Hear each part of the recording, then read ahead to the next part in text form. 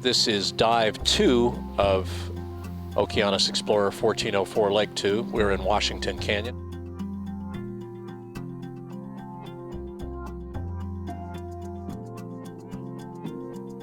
You can see how opportunistic the biology is based on the geology, and I love that, the symbiosis of the small-scale relief and the geology creating niches for fish, for anemones, for corals to encrust.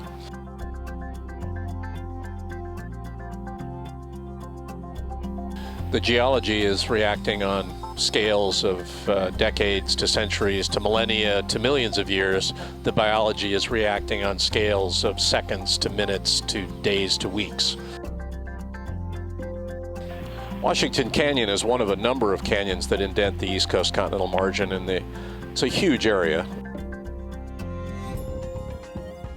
It's good to remember that we're under and within one of the big zonal currents of the world oceans, the Gulf Stream.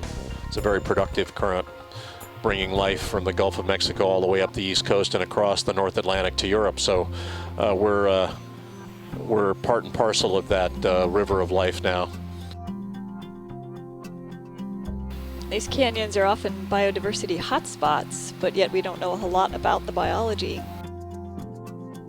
Yeah, it's precisely because we now know that we have limits to these resources that knowing what's here and the distribution, the aerial distribution, the temporal distribution of these resources is important. When do these organisms mate? When do they migrate, if they migrate? How do they migrate? At what depths do they live? All of this is important. There's lots to learn still, of course, about these habitats. The seasonality, of course. Here we are in early September, and it looks this way, but we actually don't know how different it would be if we came in midwinter. Some of these animals are benefiting from productivity in the surface oceans that come with warmer water and longer days of sunshine in the summer. You'll notice that a lot of the creatures that we're seeing at this depth and even as we go deeper, they're very small because it takes a lot of energy to live down here. You don't get a lot of chances for food, and what you do get floats down from the upper layers of the water. So it behooves you to be a smaller animal and move quite slowly so that you don't expend a lot of energy. A fair number of organisms in the deep water are ambush predators. And it's also a way of conserving energy.